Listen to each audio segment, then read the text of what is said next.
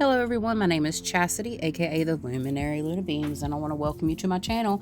If you're new, welcome, and if you're a returning subscriber, welcome back. You always brighten my day.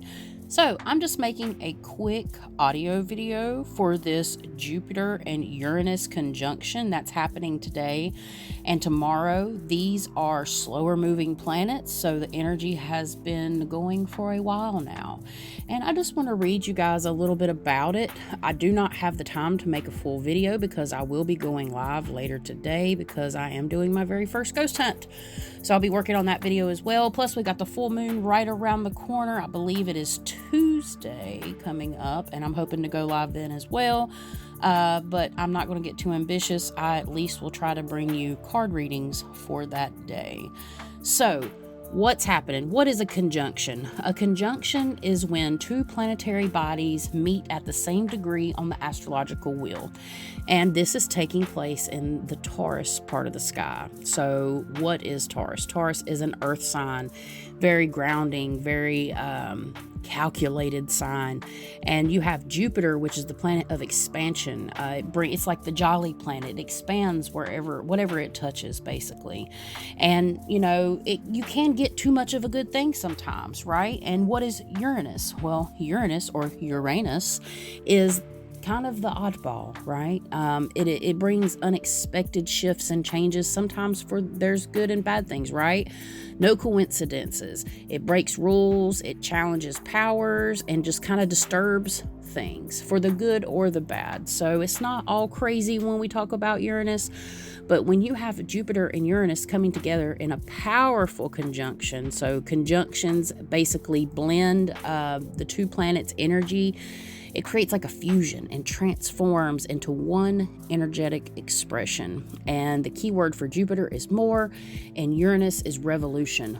More change. So we're coming out of the tail end of this, eclipse phase we just went through. And this happens approximately I've heard different things, every 12 years. So it's time to really make plans, move forward. We've got the full moon coming up. That's the time everything's illuminated. Your emotions are bubbling to the surface. You want to let go and move forward and make plans, and follow through. But just don't be upset if things come out of nowhere.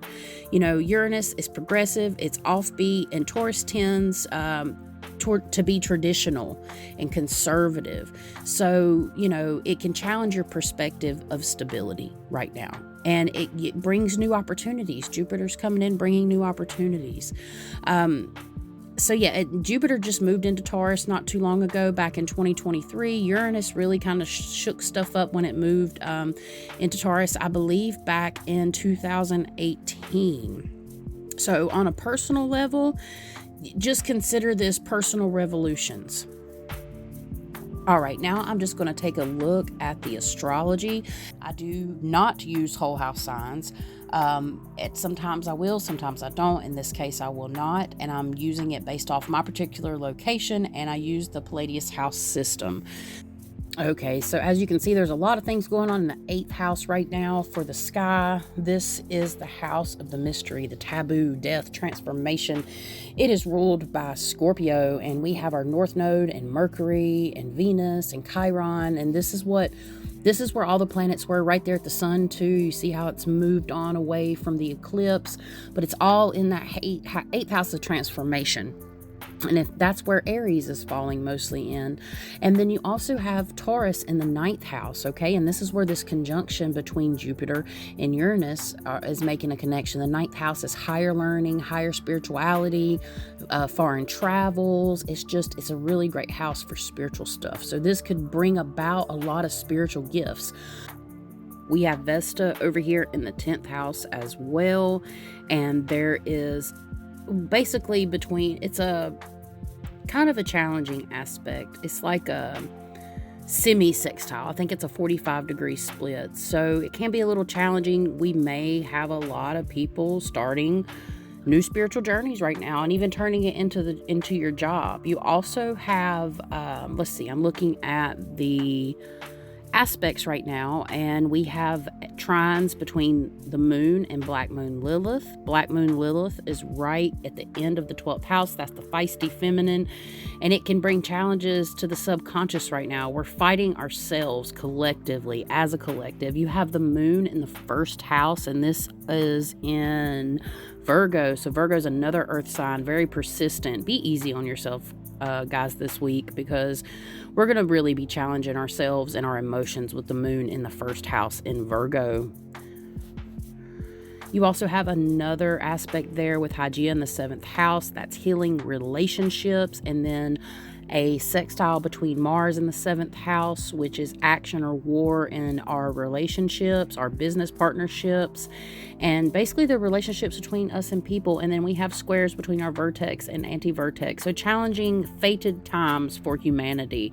I've also heard talks of great technological advances, and also learning more about space and whether or not we are or not alone. So that's some of the aspects of this particular transit, or rather conjunction.